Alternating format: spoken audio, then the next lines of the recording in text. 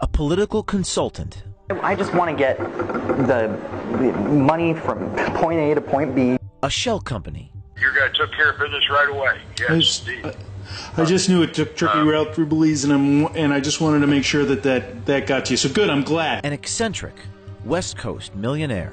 Smaller checks to begin with, but I definitely could see myself being a larger contributor. An English money man.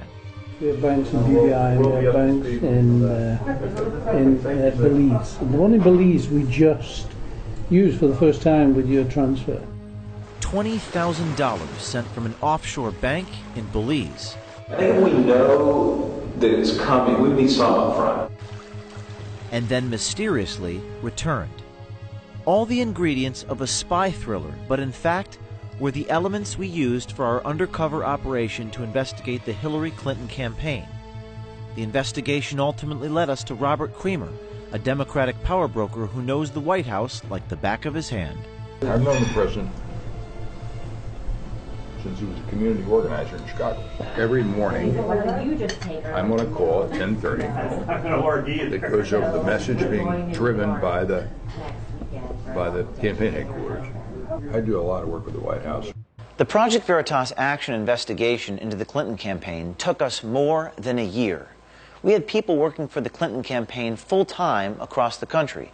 We even had someone working for a time inside the Clinton campaign headquarters in Brooklyn, New York. We had people posing as donors, political consultants, interns, overseas financial advisors, and activists.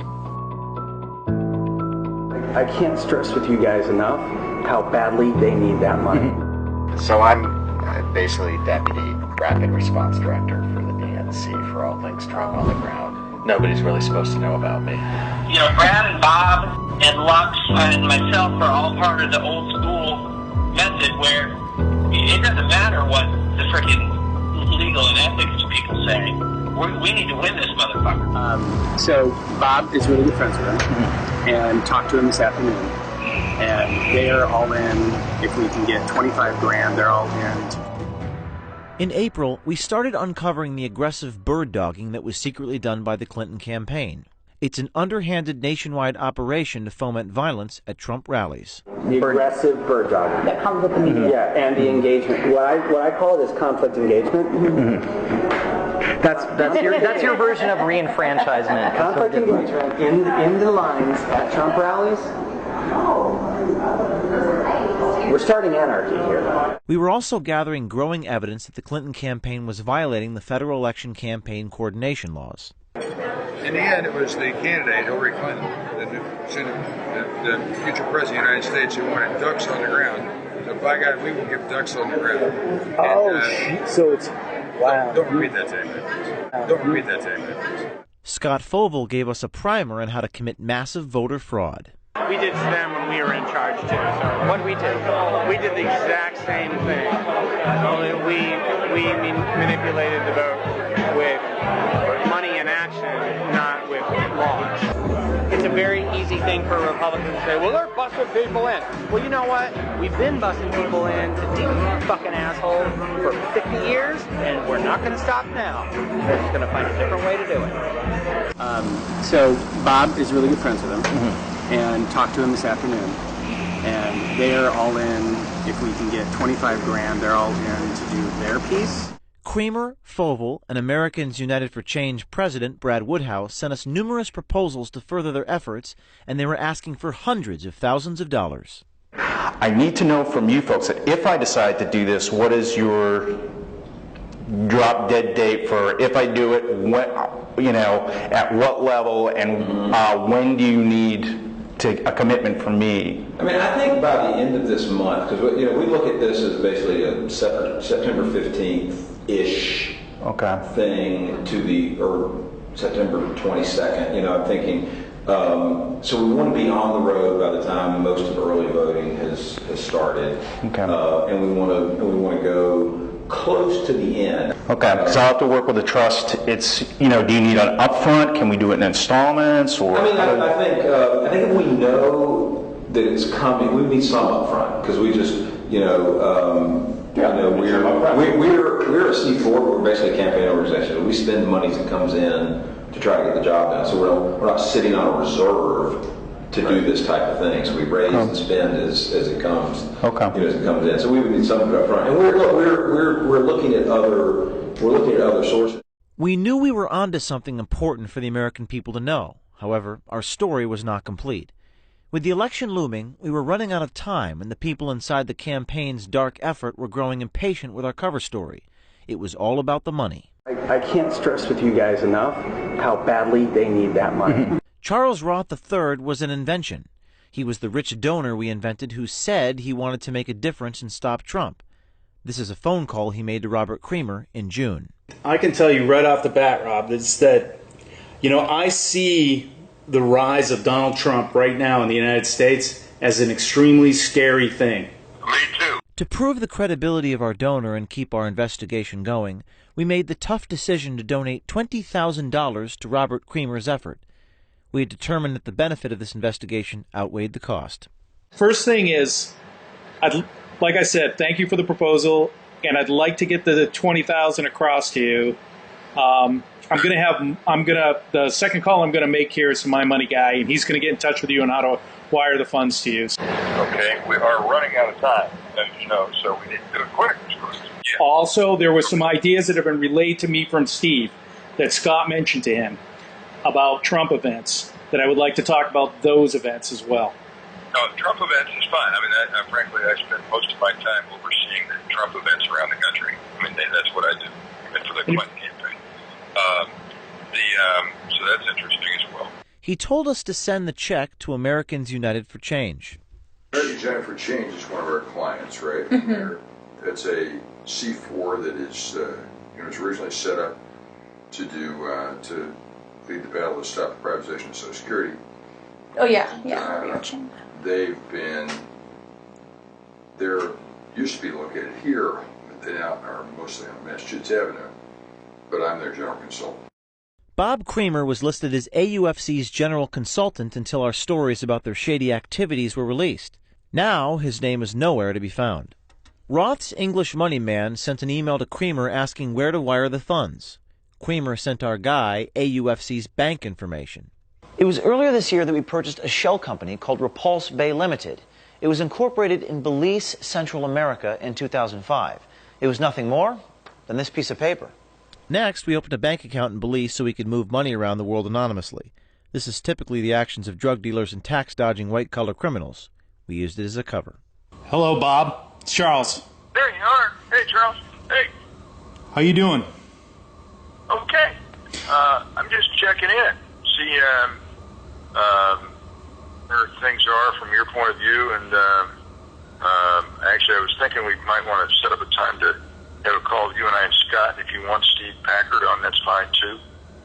I would like to do that. A couple logistical things beforehand. To be honest with you, I'm a little bit peeved that I haven't heard back from you guys about the Carlson money transfer. Did that go through okay? I'm just getting back on this time zone myself, and I want to make sure that came in okay.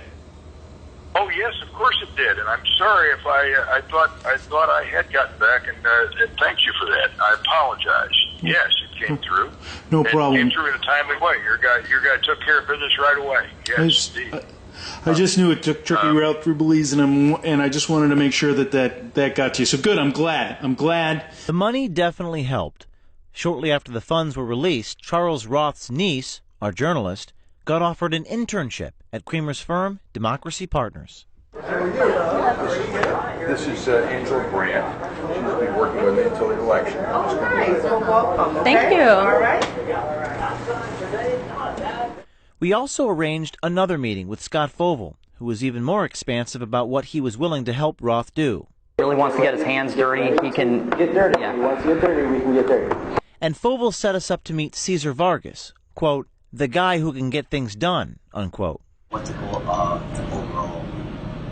and yeah, for me as an attorney, this is a decision, something like that. And I assume you don't go off and have these conversations then? No. Because this is... No, absolutely. So, no. In an effort to see how far these guys would go with the promise of more money, Roth's money man, Michael Carlson, requested a meeting with Creamer. Carlson said he was looking for an immigration lawyer with powerful connections for a wealthy client in Syria who wanted to live in the U.S. Making the phone call, and we're going to record it. I will try and find a couple of good referrals to you and get back to you pretty quick then. Okay? Fabulous. One of the, on the first, well, I'll just talk to, the guy I'm going to talk to first, just see if this is up his alley. The first thing is up his alley is the guy who ran the campaign for President Obama. He has a firm that's pretty well connected. Creamer gave the recommendation to our journalist and made it clear the connections he could make if we delivered yet another donor. Hang on for a second. I got to send something to the Clinton campaign real quick. Here's what I do with the Clinton campaign, by the way. I'm a consultant to the Clinton campaign. Wherever Trump or Pence go in the country, we make sure that there are press events in the TV market or whatever, television-oriented press events, whether they're big turnouts or little whatever, that drive our message wherever the candidate goes to drive his message. So that in any given day, they will be between them in probably 6 places. So our team makes sure there are events in all of those 6 places every day. So it's a lot of events. And we try and help define the other candidate. Creamer was not shy about how much access he has to the Clintons' campaign staff on a daily basis. Every morning, I'm on a call at 10:30 that goes over the message being driven by the campaign headquarters. I'm in this campaign mainly deal with what earned media, with television, radio, with earned media and social media, not with paid media, not with advertising. There'll be a whole different advertising apparatus. Everybody's driven on the same tracks, though. So then there are a bunch of people in the Brooklyn office that are responsible for lots of different aspects of communication. We do rapid response, and there's a guy there I work with heavily. It's the guy I'm just communicating with on that kind of stuff. For instance, I just sent him a note beforehand before we came here that said my understanding is there might be another revelation of another woman talking about Trump this afternoon, and he just sent me back a note that says, is it this lawyer that's going to do that? I said, I think maybe it could be something else. I'll try and find out. Creamer bragged that he talks to the campaign every day and can contact them at any time. And it's not just the Clintons that he has access to. Creamer also makes it clear that he is well connected to President Obama.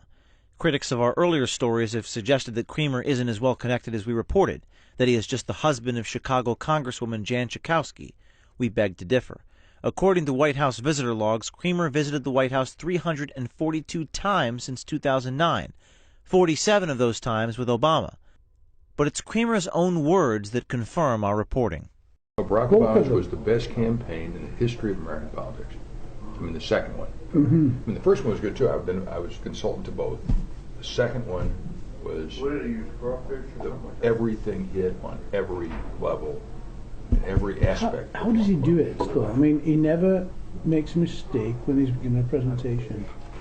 He's consistent as possible. I mean, more consistent than a scientific experiment. He's a pro. I've known the president since he was a community organizer in Chicago. Creamer thinks our journalist is connected to large donors and is not shy about the access he can give, but for a price, of course. Money for access. I need to meet him. Okay. You may have a lot more opportunity once he's done. 98 days, something like that, 97. Yeah, cool. So when do you got to go back? I was just at an event with him in Chicago, actually, on Friday last. He's just as good as ever. He's, I do a lot of work with the White House on their issue, helping to run issue campaigns that they've been involved in. I mean, for immigration reform, for the health care. Lemon dressing and Thank you so much. For the health care bill, for the, Yes, please. for the, Enjoy. thank you. Thank you. Try and make America more like Britain when it comes to gun violence issues. I was talking to a lady who's here in the US. She's a real, she's very wealthy, lives in Atlanta, has plenty of money, and is interested in making a donation to the inauguration. Okay. Holy. So, your person would rather give to the inaugural than she would to the campaign? That's what she said. She likes parties, I guess. Okay. Yes.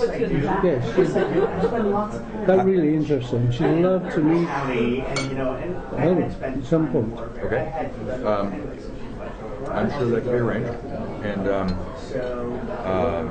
how do you want to proceed to? How should I proceed here? I'll get back to her. I'll tell her, and she can call you. Okay. Or I'll call you back. That's fine. And we'll set up a meeting. You got to tell me how much she should be donating, because we don't know. I will talk to. I'll talk to. I'll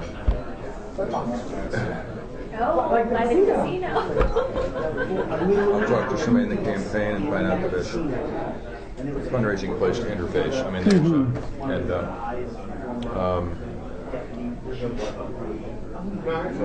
and she's an American citizen, so she can do that. Oh yeah, I assumed that if she lived in Atlanta. I shouldn't have, I suppose, but I did. Okay. Let me know as soon as you can, and I'll make it happen. Our investment had paid off. The story was solid. Creamer, Fovell, Jenna Price from the DNC, Brad Woodhouse from AUFC, Cesar Vargas, and others had opened the door to their smoke-filled rooms of illegal and dirty campaign dealings. This year is a particularly interesting year because it's the first year the DNC has had these big additional limits. And then we were stunned by a totally unexpected twist. Brad Woodhouse, the president of AUFC, the folks we had sent the money to, heard that we were releasing undercover videos exposing their activities. Woodhouse told a journalist that AUFC was going to return the $20,000. He was concerned it might have been an illegal foreign donation. We were happy to get the wire transfer showing the $20,000 was returned, but we wondered why it wasn't a problem for the previous month that Woodhouse had the money.